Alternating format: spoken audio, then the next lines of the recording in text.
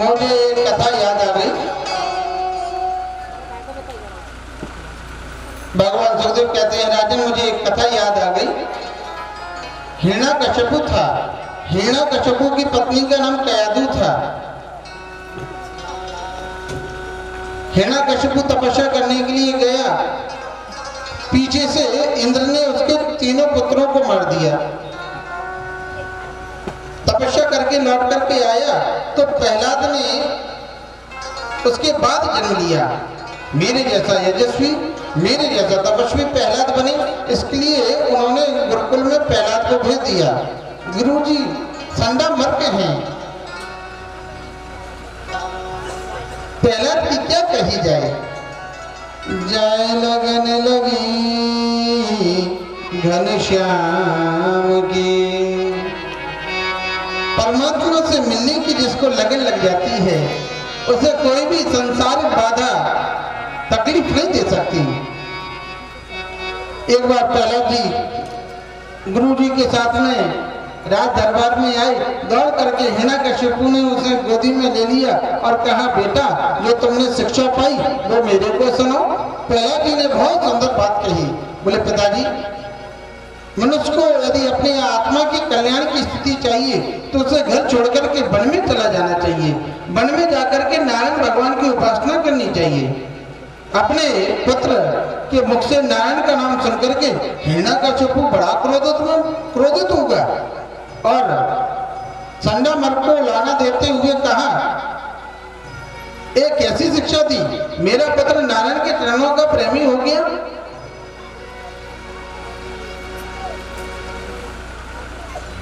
संडा merc ने फिर प्रहलाद को नियंत्रित करके पढ़ाया गया। एक बार तो फिर राज दरबार में आई तो हिरण्यकशिपु ने दौड़ करके गले से लगाया।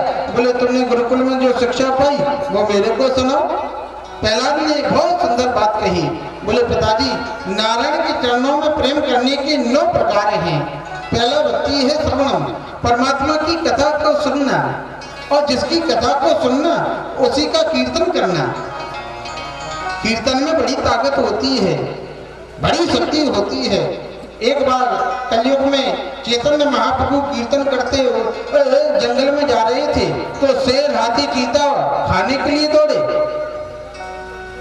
लेकिन चैतन्य महाप्रभु की कीर्तन की स्वर लहरी को सुनकर के वो शेर, चीता, हाथी सब लोग नाचने लगे।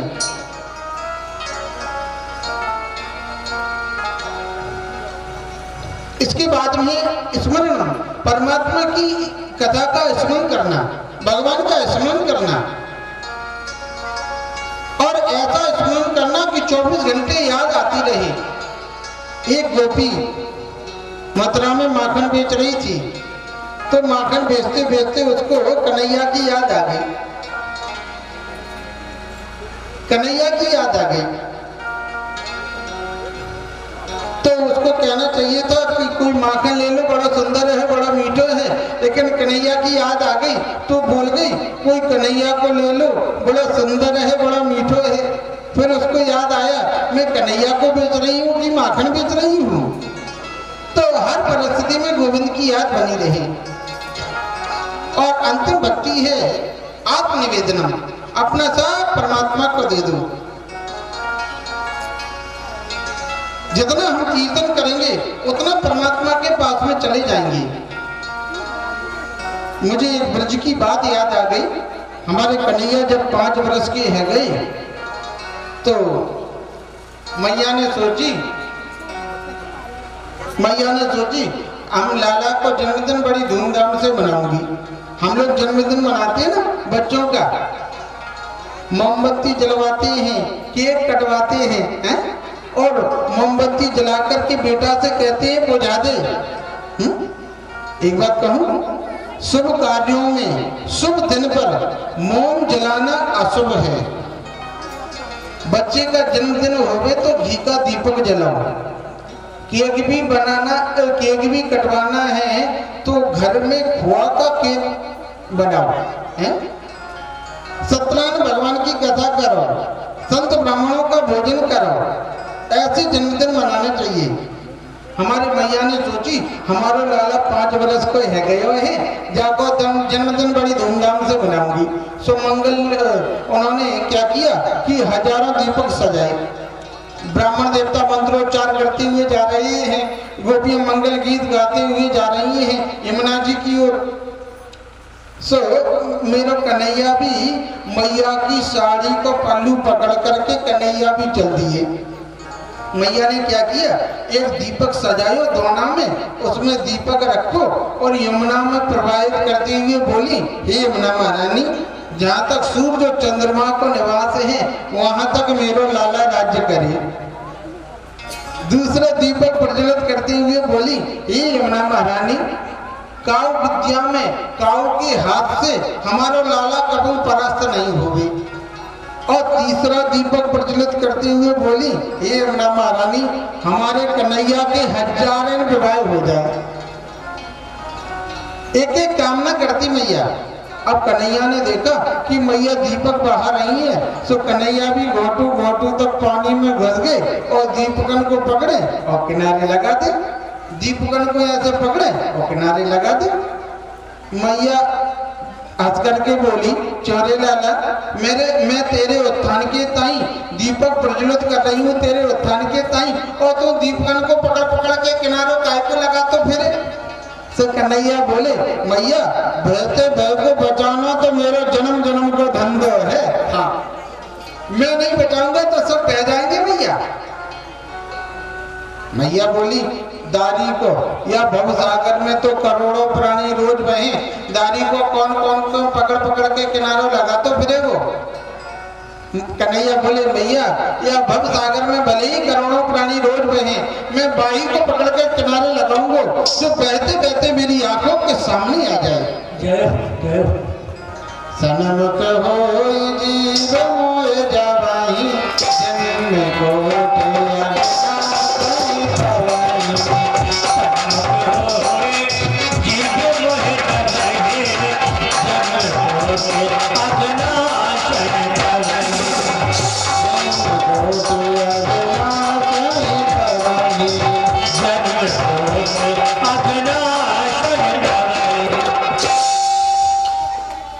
सम्मुख जाने का अर्थ है परमात्मा का चिंतन करना।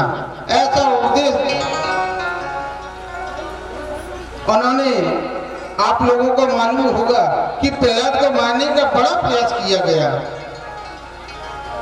एक उनकी बुआ थी, नाम था सिंह का, उन्होंने प्रहलाद को गोदी में ले लिया और अग्नि में चली गई, लेकिन वो स्वयं जल करके राख हो गई, जिसे हम बाद में होलिका के नाम से जानते हैं। आप लोगों को मालूम होगा प्रहलाद को मारने का बड़ा प्रयास किया गया, हाथी के नीचे कुचलवाया गया, पहाड़ से गिरवाया गया, विष देकर भरवाया गया, समुद्र में फेंकवाया गया, लेकिन प्रहलाद को मारने के जितने भी प्रयास थे सभी विफल हो गए। आज प्रहलाद को फिर गुरुकुल में भेज दिया। हजारों असुर बालकों ने प्रहलाद को घेर लिया और बिल्कुल सुनने की कथा, बिल्कुल एकाग्र होकर के मन लगा करके सुनने की कथा। असुर बालकों ने प्रहलाद से कहा, मित्र, तुम हमारे मित्र हो, जलाया तुम्हें जाता है परंतु जलन हमें होती है, भूखा तुम्हें रखा जाता है परंतु तड़फन हमें होती है। अरे भजन ही करना है तो बुढ़ापे में कर लेना, अभी काय को नारायण के पीछे पड़े हो। तो उन्होंने कहा, देखो, बचपन में जिसने अपने नारायण के चरणों में अपने मन को नहीं लगाया वो बुढ़ापे में कभी नहीं लगा सकता। मिट्टी के कच्चे घड़े में जैसी रेखाएं बना देते हैं, पकने के बाद वो मिट्टी नहीं है। तो असुर बालकों ने कहा, क्या जपना है तुम्हारे नारायण के नाम को? सेवा करती हैं, धर्मपत्नी, दूध घी मिलता है मेरे गांव भैंसों से, सुरक्षा करते हैं पिताजी, ये नारायण के नाम को क्या जपना, ये नारायण क्या होते हैं? तो प्रहलाद ने बहुत सुंदर बात कही, बोले, जिस धन को तुम अपना समझ रही हो ना, ये धन पास में नहीं जाता, पत्नी बच्चे साथ में नहीं जाते, जैसा जीव आया था ना वैसे ही अकेला जाता है। इसलिए अमल भक्ति को जीवन में अपनाओ। देखो भक्ति दो प्रकार की होती है, ध्यान देना। एक होती है मल भक्ति, एक होती है अमल भक्ति। मल भक्ति कहते हैं मांगने वाली भक्ति को, और अमल भक्ति कहते हैं निष्काम भक्ति को। कलयुग में तो मांगने वाली भक्ति ही ज्यादा प्रसिद्ध है। हाँ, कलयुग में तो मांगने की छूट मिल जाए ना, फिर तो कहना ही क्या है। अच्छा पहले बोलो जय श्री कृष्ण। हाँ, ये तो 5 रुपए की कपूर की आरती जलाते ना कलयुग के लोग, तो मांगने की लिस्ट पहले ही तैयार कर लेते हैं। हाँ, सुख संपत्ति घरो आवे, कष्ट मिटे तन का, ओम जय जगदीश हरे। भगवान जी मुझे थोड़ा सुख भी दे दो, थोड़ी संपत्ति भी दे दो, थोड़ा शरीर की तकलीफें भी दूर कर दो। भगवान कहते हैं किस खुशी में कर दें? बोले हम 5 रुपए की कपूर की आरती कर रहे हैं ना, तो इसके बदले में सब काम कर दो। और लास्ट में सफाई कितनी सुंदर देते हैं, तेरा तुझको अर्पण, बोलो जय श्री कृष्ण। कुटिया की ओर देखना नहीं महाराज जी, तिजोरी की ओर ताकना नहीं भगवान जी, ऐसा आपका ही। कोई भगत जी रास्ते में, कलयुग के भगत रास्ते में जा रहे थे, तो उनको नारद जी मिल गए। अब नारद जी को देख करके कलयुग के भगत ने कहा, क्यों जी ये ब्रह्मा विष्णु महेश कलयुग में सबसे जल्दी खुश कौन हो जाती है? तो नारद जी ने कह दिया ब्रह्मा जी जल्दी खुश हो जाते हैं कलयुग में। वो असल में बात ये है ना, ब्रह्मा जी के कलयुग में मंदिर वंदिर नहीं है ना, इसलिए ब्रह्मा जी का एक ही मंदिर है पूरे विश्व में, पुष्कर में। इसलिए ब्रह्मा जी तैयारी रहते हैं, इसलिए ब्रह्मा जी तैयारी रहते हैं। तुमने जरा सी भी स्तुति करी, ब्रह्मा प्रकट, सो ये चला गया पुष्कर में। ब्रह्मा जी का बड़ा ही सुंदर मंदिर, ऊपर हाथ कर लिए, ओम ब्रह्मणे नमः, ओम ब्रह्मणे नमः, ओम ब्रह्मणे नमः। 3 महीने भजन किया उसने। सो ब्रह्मा जी प्रकट होकर के बोले, भगत जी तुमने 3 महीने से कुछ नहीं खाया, परम गुरु ही, चलो वरदान मांगो, क्या चाहिए? भगत जी बोले आपने मुझे दर्शन दे दिए, मुझे सब कुछ मिल गया। ब्रह्मा जी बोले अच्छा, तो तुम ये समझते होगे कि ब्रह्मा शंकर भगवान ही वरदान देते हैं, अरे विष्णु भगवान ही वरदान देते हैं। और सुनो हम भी ब्रह्मा हैं, हमसे भी वरदान मांग करके देख लो। और सुनो तुमने 3 महीने भजन किया ना, इसलिए वरदान भी 3 मांग लो, 1 महीने के बदले में 1 वरदान। अब कलयुग के भक्तों को इतनी छूट, 3 वरदान के लिए कहे। बोले मैं मांग लूं? बोले हाँ हाँ, तुम तो 3 महीने के बदले में 3 वरदान मांग लो। बोले मैं मांगू? बोले मांगो। बोले तो भगत तो कलयुगी थे। बोले पहला वरदान ये दे दो कि मेरा मकान बन जाए, दूसरा वरदान ये दे दो कि मेरी शादी हो जाए, और तीसरा वरदान ये दे दो कि जब चाहूं तब 3 वरदान फिर मांग लूं। बताओ, ऐसी भी बुद्धि भी किसी भी देवता में है? और ऐसे ढंग से मांगा कि ब्रह्मा ना भी नहीं कर सके। 15 दिन में मकान बन गया, 1 महीने में शादी हो गई, बहुत सुंदर बंगला बना था। भगत जी दोपहरी में आराम कर रहे थे। बोले 3 महीने भजन तो करना पड़ा, लेकिन आराम बहुत हो गया। दोपहरी में वो आराम कर रहे थे तो जोर की बारिश आ गई, सो मकान का पूरा डिस्टेम्बर धुल गया। वहीं से पुकारा, हे ब्रह्मा जी। ब्रह्मा जी तुरंत आ गए। देवता लोग भजन के बड़े भक्त होते हैं। बोले क्या है? बोले पहला वरदान ये दे दो कि बारिश बंद हो जाए, दूसरा वरदान ये दे दो कि मेरे मकान पर कभी वर्षा नहीं हो गई, और तीसरा वरदान ये दे दो कि जब चाहूं तब 3 वरदान फिर मांग लूं। ब्रह्मा जी बोले बाप रे, ये कैसा भगत है? लेकिन चले गए वरदान दे के, क्या करें? अब बरसात हुई थी ना, तो भगत जी को थोड़ी सर्दी जुकाम हो गई, तो वहीं से पुकारा, हे ब्रह्मा अब क्या जरूरत है डॉक्टर बुलाने की, और है तो सही ब्रह्मा, और मुफ्त में थोड़ी ना मांग रहे। 3 महीने भजन नहीं किया क्या? एहसान भी पूरा। वहीं से पुकारा, हे ब्रह्मा जी। ब्रह्मा जी तुरंत आ गए।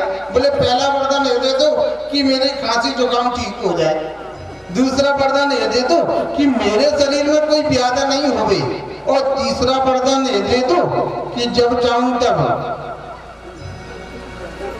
3 वरदान फिर मांग लो। अब तो नाक पर भी मक्खी बैठी तो वाह ब्रह्मा जी, कोई काम हो तो वाह ब्रह्मा जी, नाक में दब हो गया ब्रह्मा जी के, दिन में 5-5 बार बुलाता है। ब्रह्मा जी दौड़े दौड़े नारायण भगवान के पास में गए और नारायण भगवान से बोले, भगवान मुझे इस भगत से पीछा छुड़ाओ। 3 महीने भजन क्या कर लिया, मुझे बिना पैसे का नौकर बना लिया, और एक बार 3 मांगकर पीछा भी तो नहीं छोड़ता, आगे का रिजर्वेशन करा लेता है। तो भगवान ने मुस्कुरा करके कहा, अरे ब्रह्मा जी, इन कलयुग के भक्तों को जरा वरदान देने से पहले जरा ठोक पीट करके देख लिया करो, कच्चा है कि पक्का। 10 रुपए चढ़ाएंगे तो बदले में 10 लाख मांगेंगे, पक्की बात है। बोले आगे से तो शायद ध्यान रखेंगे, लेकिन अभी तो बचाओ। तो ब्रह्मा जी नारायण भगवान ने इशारा कर दिया सरस्वती को, सरस्वती भगत की जीभा पर बैठ गई और भगत जी ने कहा, हे ब्रह्मा जी। ब्रह्मा जी बोले क्या है? बोले पहला वरदान ये दे दो कि कृष्ण चरणों में मेरा अनुराग हो जाए, दूसरा वरदान ये दे दो कि इस संसार से मेरा वैराग्य हो जाए, और तीसरा वरदान ये दे दो कि इस संसार से मेरी मुक्ति हो जाए। ब्रह्मा जी बोले तेरा नाम भला कर भैया, मुक्ति ले ले तो भक्ति, पर मेरा पीछा छोड़। हाँ, इसको बोलते हैं मल भक्ति, मांगने वाली भक्ति को। उन्होंने कहा, एक बात बताओ, तुम्हारे गोविंद से मन लगेगा कैसे? बोले खाली कीर्तन से।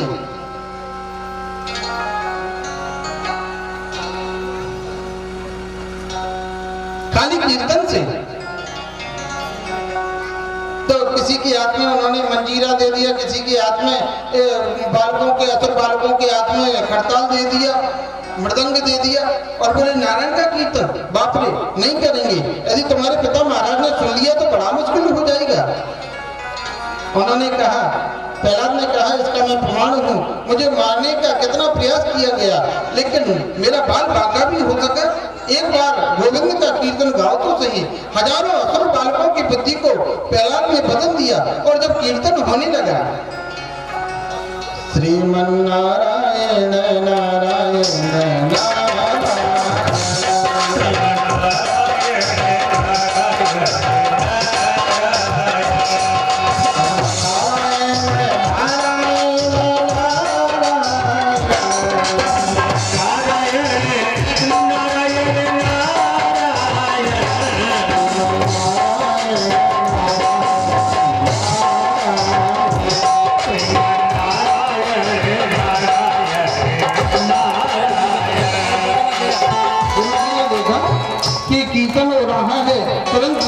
को भेजा, जाओ कीर्तन को बंद करो। उन्होंने कीर्तन को जैसे कीर्तन पहुंचे, और जैसे ईश्वर को दोष देते हैं, कभी कर्म को दोष देते हैं, कभी भाग्य को दोष देते हैं। प्राचीन बलि राजा को बड़ा ही सुंदर उन्होंने उपदेश किया, और प्राचीन बलि राजा सीधे भगवान के धाम के लिए भजन करने के लिए चले गए। भगवान सुखदेव कहते हैं, राजन, सुखदेव ने प्राचीन बलि राजा के बाद प्रियव्रत के वंश को कहा। प्रियव्रत के बेटा अग्निकुल हुए, अग्निकुल के बेटा नाभि हुए, और नाभि के बेटा है ऋषभदेव जी महाराज। ऋषभदेव जी के 100 पुत्र हुए। सबसे बड़े पुत्र का नाम भरत है। हमारे राष्ट्र में 3 भरत हुए। एक है केके कुमार श्रीमान भरत, दूसरे हैं श्रीमद् भागवत के ज्ञानी जड़व्रत, और तीसरे हैं दुष्यंत नंदन शकुंतला कुमार चंद्रवंशी भरत। इन तीनों जो तीसरे भरत हैं, उन भरत के नाम पर हमारी इस भूमि का नाम भारत है। कितना सुंदर नाम है मेरे देश का, भारत। देवता लोग भी तरसते हैं, प्रभु जन्म मिले तो भारत भूमि में मिले, क्योंकि स्वर्ग में यदि हम चाहें कि भागवत सुन लें तो ऐसा संभव नहीं है। स्वर्ग जाना क्या है? गीता में हमारे गोविंद कहते हैं तेतम भुक्ते स्वर्ग लोकम विशालम छीने पुण्य मृत्यु लोकम विसंति। हमने यहाँ जो दान किया है, सत्कर्म किया है, अपने नाम का इसका प्रवर्धन करने के लिए सब काम किया है, तो उसका फल ये होगा कि मैं स्वर्ग में जाऊंगा। जितने भी सकाम अनुष्ठान हम करते हैं उसका फल होता है स्वर्ग में जाना। और जब तक वो एफडी हमारे पास जमा है, जब तक वो पुण्य हमारा स्वर्ग में जमा है, तब तक स्वर्ग में आराम से रहेंगे। मसनदें लगी हैं, अप्सराएं नृत्य कर रही हैं, स्वर्ग के अमृत का पान कर रही है। और छीने पुण्य मृत्यु लोकम विसंति, पुण्य छीन होने पर हमें बार बार मृत्यु लोक में आना पड़ता है। और पुनरपि जन्मम पुनरपि मरणम पुनरपि जननी जठरे शयनम, बार बार जन्म लेना, बार बार माता के गर्भ में आना, बार बार मृत्यु को प्राप्त करना, इस आवागमन के कुचक्र से व्यक्ति छूट नहीं पाता है।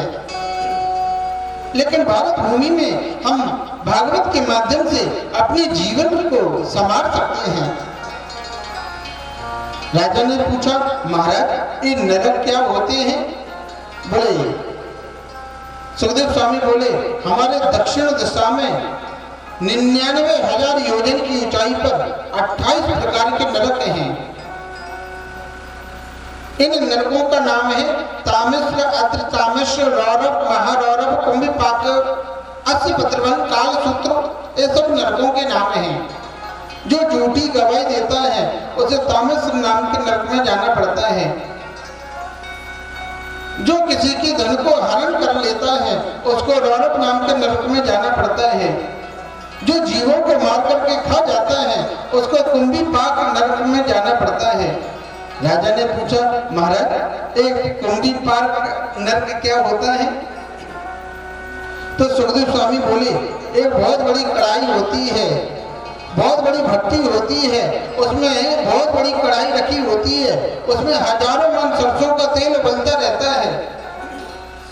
अब जो भी आदमी ने पाप कर्म किया है तो दो आदमी उसका हाथ पैर पकड़ करके दड़ाम से कढ़ाई में डाल देते हैं, खोलती हुई कढ़ाई में डाल देते हैं।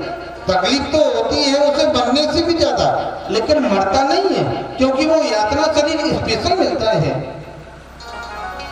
राजा ने पूछा, कुछ पाप हमसे अनजाने में हो जाते हैं, उसके लिए क्या करें? जैसे घर में झाड़ू लगा रहे हैं, झाड़ू लगाते समय कितने जीव मर जाते हैं, पैदल चल रही हैं, पैदल के माध्यम से कितने जीव मर जाते हैं, लकड़ी पर चूल्हे में लकड़ी के द्वारा भोजन पका रहे हैं तो लकड़ी के माध्यम से कितने जीव मर जाते हैं। उसके लिए हम लोग क्या करें?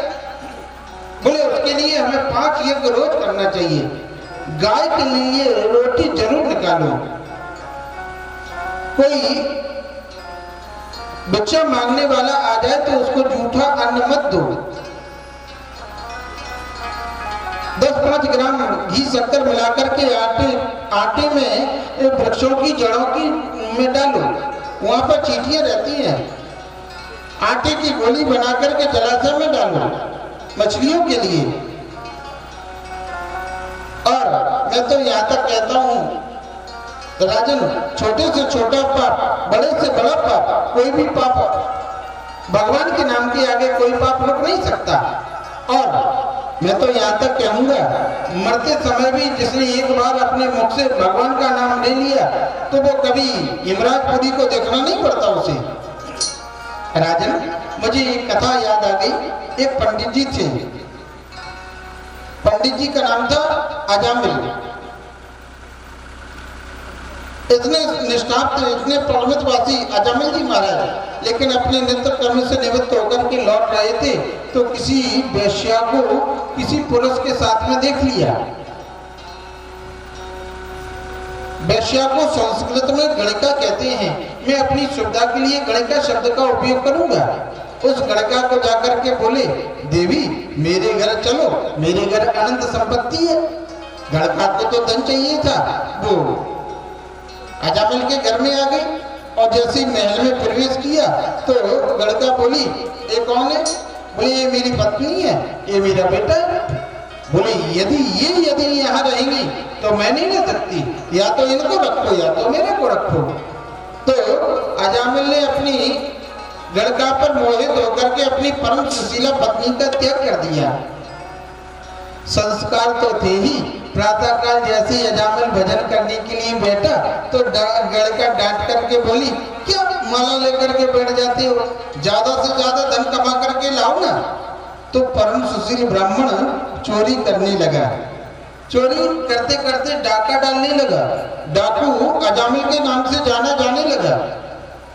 माथे पर काली पट्टी बांध करके हाथ में नंग तलवार लेकर के जब निकलता तो लोग अपने किवाड़ बंद कर लेते। लोगों के मन में इतना भय हो गया। गड़का के माध्यम से उसके 9 पुत्र हुए, लेकिन उसको सुधारे कौन। लेकिन एक बात कहूं, संत ब्राह्मणों के पास में सबको सुधारने की चाबी होती है। संतों के पास में सबको सुधारने की चाबी होती है।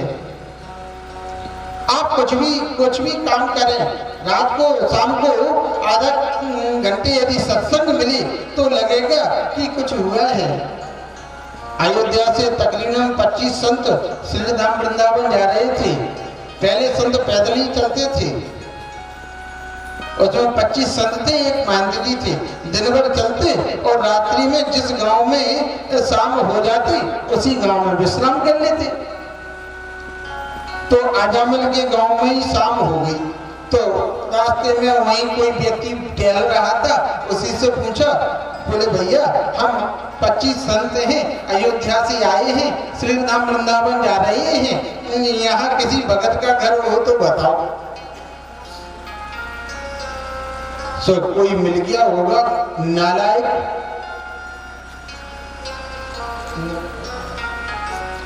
कोई मिल गया होगा नालायक, जो लायक नहीं वो नालायक है।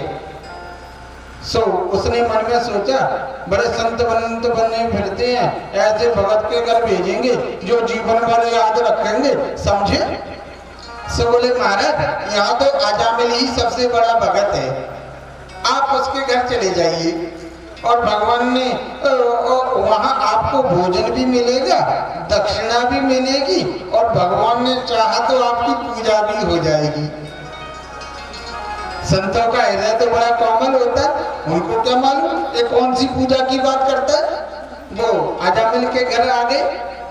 अजामिल तो था नहीं घर में, गड़का ही थी घर में। बोली बेटी आप भक्त अजामिल कहाँ हैं, हम लोग संत हैं, अयोध्या से आए हैं, श्री धाम वृंदावन जा रहे हैं, यहीं पर सत्संग होगा, भंडारा होगा।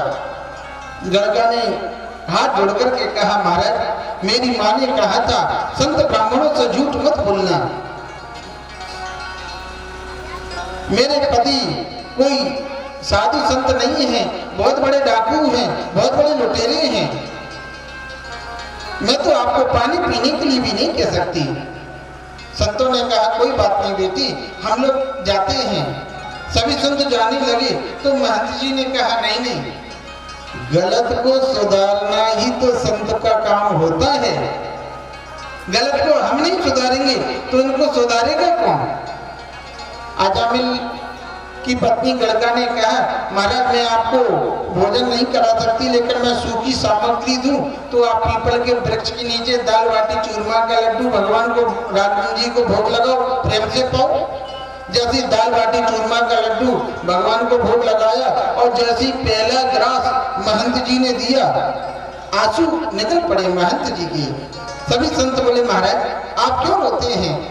बोले अजामिल का दूषित अन्न हमने खाया है, इसको सुधारना तो है, लेकिन सुधारूं कैसे। इसको कहूं कि रोज गायत्री मंत्र करो, ये करने वाला नहीं। इसको कहूं कि हनुमान चालीसा करो, ये करने वाला नहीं। इसको कहूं कि संध्या वंदन करो, ये करने वाला नहीं। इसको सुधारना तो है, कैसे सुधारना।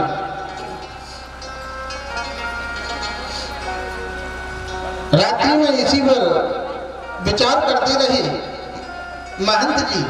माथे पर काली पट्टी बांध करके हाथ में नंग तलवार लेकर के लूट का सामान कंधे पर लटका करके अजामिल जैसे अपने द्वार पर आया और जैसे ही अपने द्वार पर संतों की मंडली को देखा तो आग बबूला हो गया। संतों को देख करके, मेरे घर में इनको ठहरने की अनुमति किसने दी, किसने किया मेरे साथ में दुर्व्यवहार। सो गलकर दौड़ी दौड़ी आई और अजामिल को डांटती हुए बोली, सो इतनी जोर के क्यों चिल्ला रही हो? ये तो संत हैं, अयोध्या से आए हैं, श्रीधाम वृंदावन जा रहे हैं, इन्होंने एक रात्रि हमारे घर में विश्राम कर लिया तो क्या बिगड़ गया हमारा? एक बात कहूं, अजामिल डाकू तो था लेकिन अपनी पत्नी से बहुत डरता था। हाँ, अजामिल ने कहा तुमने रखा है तो 2-4 दिन रख लो, मेरी मना थोड़ी है। ऐसा उसके मन में भाव आया। महंत जी ने कहा अजामिल से, बेटा भक्त अजामिल, मैंने तुम्हारे घर भोजन किया, विश्राम किया और तुम लोगों को मालूम नहीं है संत ब्राह्मण भोजन करें तो भोजन के बाद उनको दक्षिणा देनी चाहिए, क्या तुम मुझे दक्षिणा नहीं दोगे? सो अजामिल हंस करके बोला दक्षिणा, और वो भी हमसे? ओ महात्मा जी, मेरी सबसे बड़ी दक्षिणा यही है कि मैंने आपका सोटा लोटा नहीं छुड़ाया। सोटा लोटा तंबा कमंडलू यहीं पर रख जाइए और पधारिए, भूतों से ही भूत लाना चाहती हो? सभी संत बोले, हे भगवान, ये तो सोटा लोटा चढ़ाने की बात करता है। संत जी बोले, मैं दक्षिणा तो लूंगा लेकिन मेरी एक दक्षिणा है। क्या? कि तुम मेरी बात को मान करके मेरा आदर कर दो। महंत जी ने कहा। अजामिल बोला, मानने योग्य होगी तो मानेंगे, नहीं तो नहीं मानेंगे। तो महंत जी बोले, एक बात बताओ, तुम्हारे पुत्र कितने हैं? बोले 9, 10वां होने वाला है। तो महंत जी बोले, इस बार जो तुम्हारे पुत्र होवे उसका नाम तुम नारायण रख देना। बोले ठीक है, नारायण नाम रखना तो कोई बड़ी बात नहीं है। भगवान सुखदेव कहते हैं, राजन देखा मुक्ति का कैसा उपाय बता गए संत। ये पापी कुछ नहीं करेगा तो अपने पुत्र का नाम तो लेगा ही, अपने पुत्र का नाम 10-20 बार तो लेगा ही, और परमात्मा का नाम तो कैसी भी लो, वो तो कल्याण करता ही है। और एक बात कहूं, घर में जो बड़ा वाला बेटा होता है ना, अच्छा पहले बोलो जय श्री कृष्ण। घर में जो बड़ा वाला बेटा होता है ना, घर में जो बड़ा वाला बेटा होता है वो पिताजी को बहुत प्यारा होता है। हाँ, और घर में जो छोटा वाला बेटा होता है वो माता जी को बहुत प्यारा होता है, और बीच वाले के तो फिर भगवान होते हैं। बोलो बोलो जय श्री कृष्ण। आप किसी भी संत से पूछें आप अपने माता पिता के कौन से नंबर की संतान हैं, तो आपको अधिकतर उत्तर मिलेगा कि बीच का हूं, क्योंकि बड़े वाले को पिताजी नहीं छोड़ते, छोटे वाले को माताजी नहीं छोड़ती, तो बीच वाले तो संत हो जाते हैं। लेकिन अजामिल के बेटा नारायण के साथ में ये अपवाद नहीं है, इसको पिता और माता दोनों का स्नेह प्राप्त है। अजामिल घर में आता तो बेटा नारायण आओ भोजन कर लें, आओ नारायण खेलने के लिए चलें, 10-20-50 बार तो उसके मुख से नाम निकल ही जाता। और हमारे शास्त्र कहते हैं, भाव को भाव अडक आलसहु, नाम जपत मंगल दिस दसहु। परमात्मा का नाम कैसे भी लो वो तो कल्याण करता ही है। जैसे ही अजामिल की मृत्यु का समय आया, विकराल राक्षसों को देखा उसने तो एकदम डर गया और चिल्लाने लगा। एक बड़ी समझने की बात, मृत्यु के समय जब व्यक्ति चिल्लाता है, हाय हाय डकराता है, तो समझो उसे यमदूत पकड़ करके ले जा रहे हैं। आंखें जिसकी खुली रह जाए, मुंह जिसका खुला रह जाए, एक पल में प्राण निकल जाए, समझो ऊपर के लोक में गया।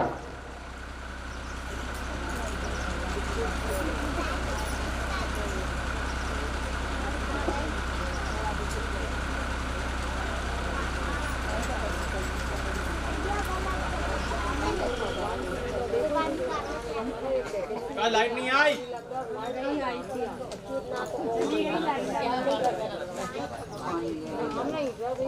लाइट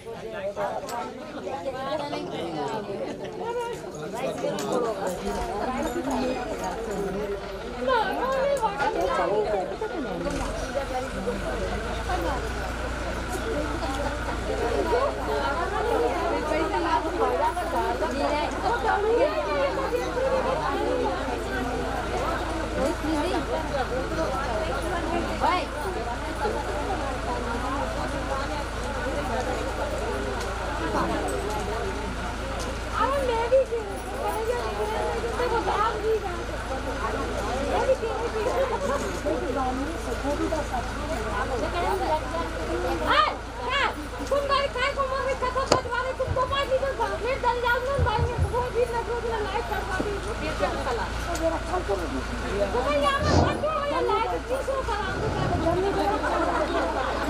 राधे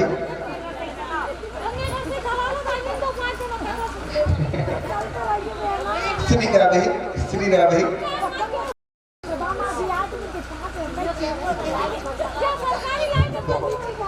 आप लोगों ने भागवत शुरू कर दी है? आपने अपनी भागवत शुरू कर दी। बताओ।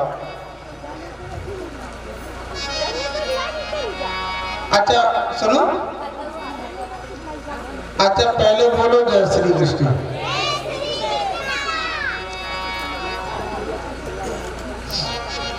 बिल्कुल ध्यान से सुने, बड़ी मीठी कथा है और कल से तो बड़ी मीठी सुंदर सुंदर कथा आएगी।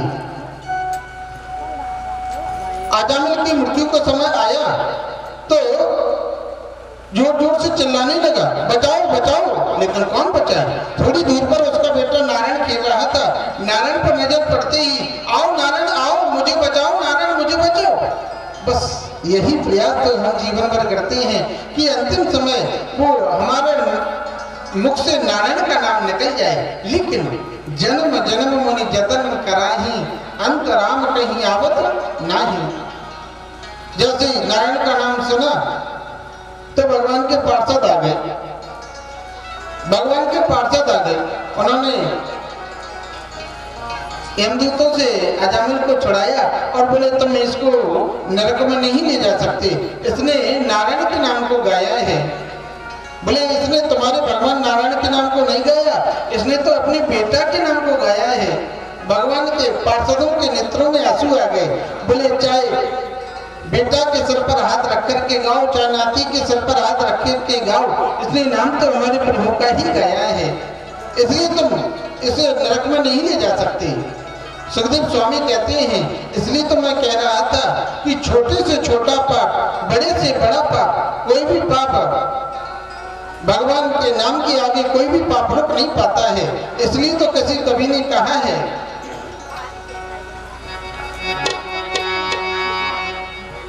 कृष्ण कहने से तर जाएगा। बहुत ही पुराना भजन है हमारे वृंदावन का। कृष्ण कहने से तर जाएगा,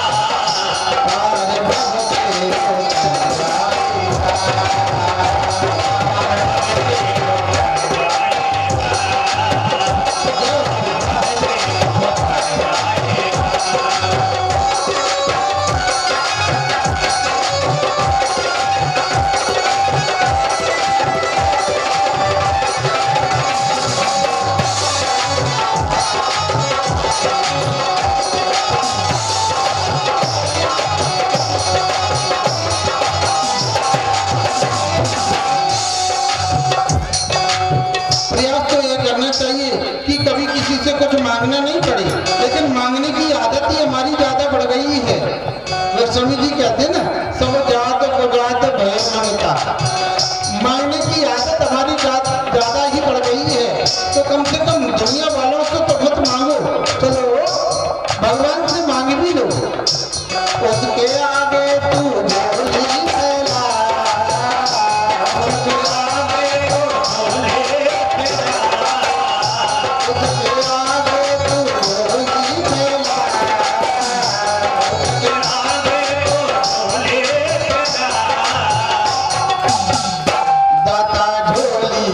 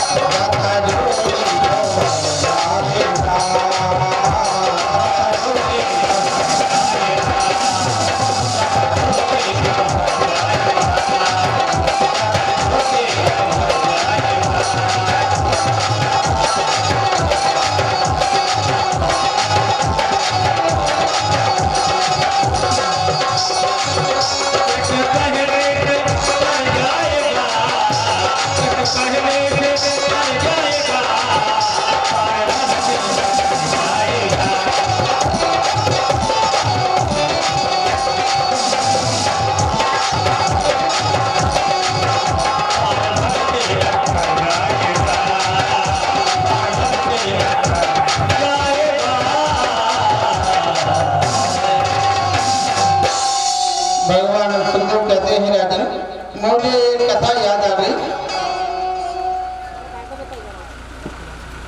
भगवान सुखदेव कहते हैं, राजन मुझे एक कथा याद आ गई।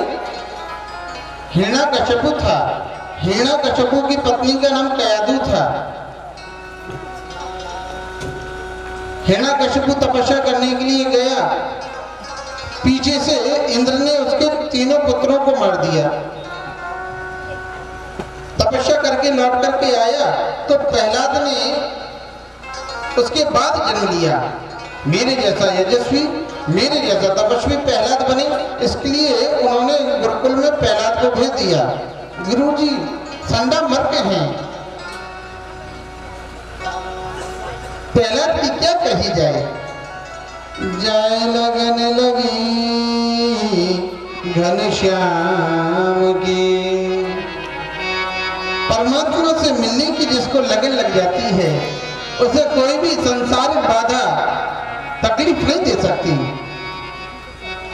एक बार प्रहलाद जी गुरु जी के साथ में राज दरबार में आए, दौड़ करके हिरण्यकशिपु ने उसे गोदी में ले लिया और कहा, बेटा जो तुमने शिक्षा पाई वो मेरे को सुनो। प्रहलाद जी ने बहुत सुंदर बात कही। बोले, पिताजी मनुष्य को यदि अपने आत्मा के कल्याण की स्थिति चाहिए तो उसे घर छोड़कर के वन में चला जाना चाहिए। वन में जाकर के नारायण भगवान की उपासना करनी चाहिए। अपने पुत्र के मुख से नारायण का नाम सुनकर के हिरण्यकशिपु बड़ा क्रोधित होगा और संडा मर्क को लाना देते हुए कहा, एक ऐसी शिक्षा दी, मेरा पुत्र नारायण के चरणों का प्रेमी हो गया।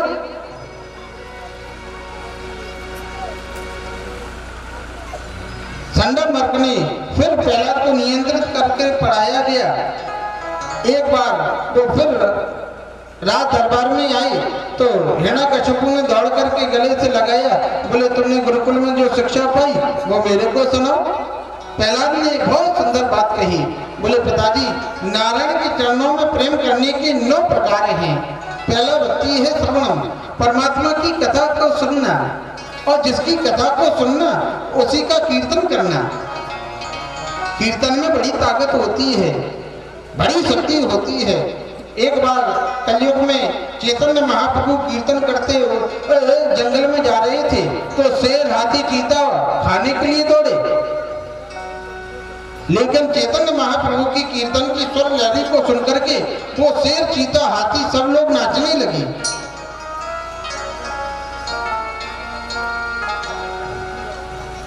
इसके बाद में स्मरण, परमात्मा की कथा का स्मरण करना, भगवान का स्मरण करना, और ऐसा स्मरण करना कि 24 घंटे याद आती रहे। एक गोपी मथुरा में माखन बेच रही थी। तो माखन बेचते बेचते उसको कन्हैया की याद आ गई। कन्हैया की याद आ गई तो उसको कहना चाहिए था कि कोई माखन ले लो, बड़ा सुंदर है, बड़ा मीठा है। लेकिन कन्हैया की याद आ गई तो बोल गई कोई कन्हैया को ले लो, बड़ा सुंदर है, बड़ा मीठा है। फिर उसको याद आया मैं कन्हैया को बेच रही हूँ कि माखन बेच रही हूँ। तो हर परिस्थिति में गोविंद की याद बनी रही। और अंतिम भक्ति है आत्मनिवेदनम, अपना सब परमात्मा को दे दो। जितना हम कीर्तन करेंगे उतना परमात्मा के पास में चले जाएंगे। मुझे एक ब्रज की बात याद आ गई। हमारे कन्हैया जब 5 वर्ष के है गए तो मैया ने सोची हम लाला को जन्मदिन बड़ी धूमधाम से मनाऊंगी। हम लोग जन्मदिन मनाते हैं ना बच्चों का, मोमबत्ती जलवाते हैं, केक कटवाते हैं, और मोमबत्ती जलाकर के बेटा से कहते हैं बुझा दे। एक बात कहूं, शुभ कार्यों में शुभ दिन पर मोम जलाना अशुभ है। बच्चे का जन्मदिन होवे तो घी का दीपक जलाओ। केक भी कटवाना है तो घर में खोआ का केक बनाओ, सत्यनारायण भगवान की कथा करो, संत ब्राह्मणों का भोजन करो। ऐसे जन्मदिन मनाना चाहिए। हमारी मैया ने सोची हमारा लाला 5 वर्ष को है गए है, जाको जन्मदिन बड़ी धूमधाम से मनाऊंगी। सो मंगल उन्होंने क्या किया कि हजारों दीपक सजाए, ब्राह्मण देवता मंत्रोच्चार करते हुए जा रहे हैं, गोपियां मंगल गीत गाते हुए जा रही हैं यमुना जी की ओर। सो मेरा कन्हैया भी मैया की साड़ी को पल्लू पकड़ करके कन्हैया भी चल दिए। मैया ने क्या किया, एक दीपक सजायो दोना में, उसमें दीपक रखो और यमुना में प्रवाहित करते हुए बोली हे यमुना महारानी, जहाँ तक सूर्य और चंद्रमा को निवास है वहां तक मेरो लाला राज्य करे। दूसरा दीपक प्रज्वलित करते हुए बोली हे यमुना महारानी, काऊ विद्या में काऊ के हाथ से हमारा लाला कभी परास्त नहीं होगी। और तीसरा दीपक प्रज्वलित करते हुए बोली हे यमुना महारानी, हमारे कन्हैया के 1000 विवाह हो जाए। एक एक कामना करती मैया। अब कन्हैया ने देखा कि मैया दीपक बहा रही है, सो कन्हैया भी घोटू घोटू तक पानी में घुस गए और दीपकन को पकड़े और किनारे लगा दे। दीपकन को ऐसे पकड़े और किनारे लगा दे। मैया हंस करके बोली चोरे लाला, मैं तेरे उत्थान के ताई दीपक प्रज्वलित कर रही हूँ, तेरे उत्थान के ताई, और तू दीपकन को पकड़ पकड़ के किनारों काय को लगा तो फिर। सो कन्हैया बोले मैया बहते बह को बचाना तो मेरा जन्म जन्म का धंधा है। हाँ, मैं नहीं बचाऊंगा तो सब बह जाएंगे मैया। मैया बोली दारी को या भवसागर में तो करोड़ों प्राणी रोज बहे, दारी को कौन कौन पकड़ पकड़ के किनारों लगा तो फिरे वो। कन्हैया बोले भैया या भवसागर में भले ही करोड़ों प्राणी रोज बहे, मैं बाही को पकड़ के किनारे लगाऊंगा जो बहते बहते मेरी आंखों के सामने आ जाए। जय जय सनमुख होय जीव मोय जावाही, जन्म कोटि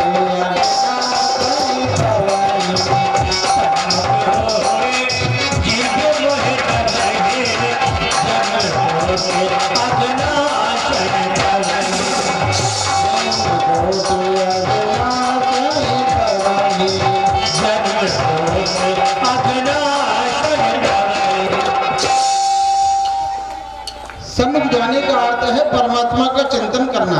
ऐसा उपदेश उन्होंने, आप लोगों को मालूम होगा कि प्रहलाद को मारने का बड़ा प्रयास किया गया। एक उनकी बुआ थी, नाम था सिंह का। उन्होंने प्रहलाद को गोदी में ले लिया और अग्नि में चली गई, लेकिन वो स्वयं जल करके राख हो गई, जिसे हम बाद में होलिका के नाम से जानते हैं। आप लोगों को मालूम होगा प्रहलाद को मारने का बड़ा प्रयास किया गया, हाथी के नीचे कुचलवाया गया, पहाड़ से गिरवाया गया, विष देकर बरवाया गया, समुद्र में फेंकवाया गया, लेकिन प्रहलाद को मारने के जितने भी प्रयास थे सभी विफल हो गए। आज प्रहलाद को फिर गुरुकुल में भेज दिया। हजारों असुर बालकों ने प्रहलाद को घेर लिया और बिल्कुल सुनने की कथा, बिल्कुल एकाग्र होकर के मन लगा करके सुनने की कथा। असुर बालकों ने प्रहलाद से कहा, मित्र तुम हमारे मित्र हो, जलाया तुम्हें जाता है परंतु जलन हमें होती है, भूखा तुम्हें रखा जाता है परंतु तड़फन हमें होती है। अरे भजन ही करना है तो बुढ़ापे में कर लेना, अभी काय को नारायण के पीछे पड़े हो। तो उन्होंने कहा, देखो बचपन में जिसने अपने नारायण के चरणों में अपने मन को नहीं लगाया वो बुढ़ापे में कभी नहीं लगा सकता। मिट्टी के कच्चे घड़े में जैसी रेखाएं बना देते हैं, पकने के बाद वो मिट्टी नहीं है। तो असुर बालकों ने कहा, क्या जपना है तुम्हारे नारायण के नाम को? सेवा करती हैं, धर्म पत्नी, दूध घी मिलता है मेरे गांव भैंसों से, सुरक्षा करते हैं पिताजी, ये नारायण के नाम को क्या जपना, ये नारायण क्या होते हैं? तो प्रहलाद ने बहुत सुंदर बात कही, बोले जिस धन को तुम अपना समझ रही हो ना, ये धन पास में नहीं जाता, पत्नी बच्चे साथ में नहीं जाते, जैसा जीव आया था ना वैसे ही अकेला जाता है। इसलिए अमल भक्ति को जीवन में अपनाओ। देखो भक्ति दो प्रकार की होती है, ध्यान देना, एक होती है मल भक्ति, एक होती है अमल भक्ति। मल भक्ति कहते हैं मांगने वाली भक्ति को और अमल भक्ति कहते हैं निष्काम भक्ति को। कलयुग में तो मांगने वाली भक्ति ही ज्यादा प्रसिद्ध है। हाँ, कलयुग में तो मांगने की छूट मिल जाए ना फिर तो कहना ही क्या है। अच्छा पहले बोलो जय श्री कृष्ण। हाँ, ये तो 5 रुपए की कपूर की आरती जलाते ना कलयुग के लोग, तो मांगने की लिस्ट पहले ही तैयार कर लेते हैं। हाँ, सुख संपत्ति घरो आवे, कष्ट मिटे तन का, ओम जगदीश हरे। भगवान जी मुझे थोड़ा सुख भी दे दो, थोड़ी संपत्ति भी दे दो, थोड़ा शरीर की तकलीफें भी दूर कर दो। भगवान कहते हैं किस खुशी में कर दें? बोले हम 5 रुपए की कपूर की आरती कर रहे हैं ना, तो इसके बदले में सब काम कर दो। और लास्ट में सफाई कितनी सुंदर देते हैं, तेरा तुझको अर्पण, बोलो जय श्री कृष्ण। कुटिया की ओर देखना नहीं महाराज जी, तिजोरी की ओर ताकना नहीं भगवान जी, है सब आपका ही। कोई भगत जी रास्ते में, कलयुग के भगत रास्ते में जा रहे थे, तो उनको नारद जी मिल गए।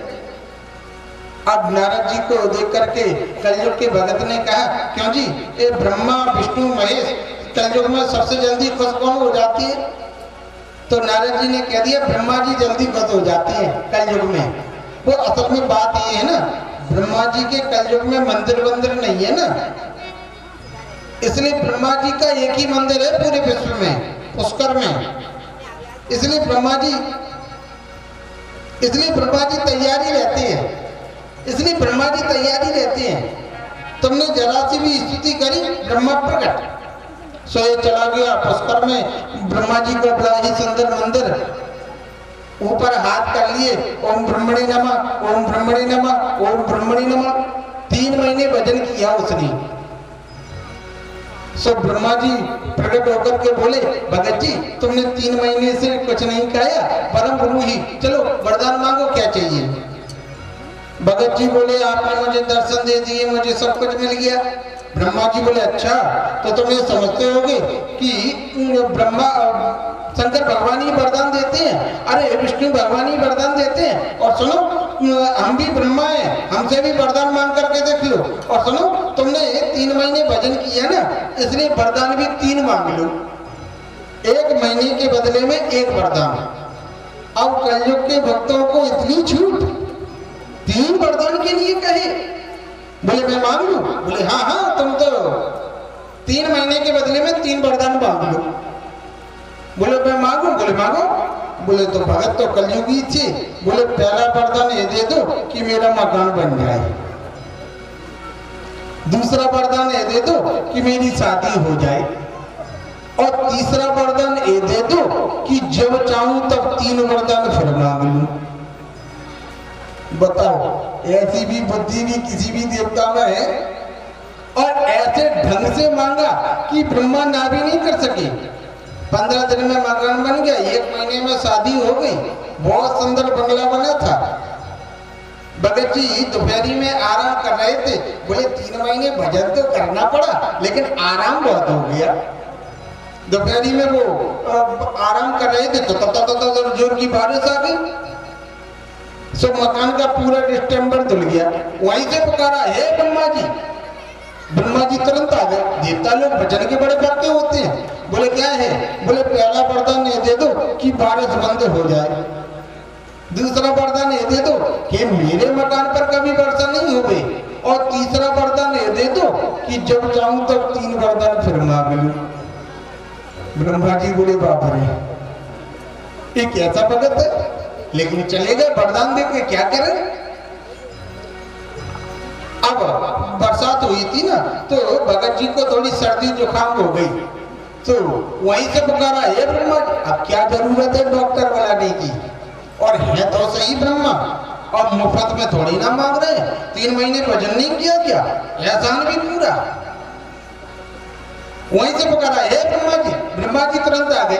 बोले पहला वरदान ये दे दो कि मेरी खांसी जुकाम ठीक हो जाए, दूसरा वरदान ये दे दो कि मेरे शरीर में कोई व्याधा नहीं हो गई, और तीसरा वरदान ये दे दो कि जब चाहूं तब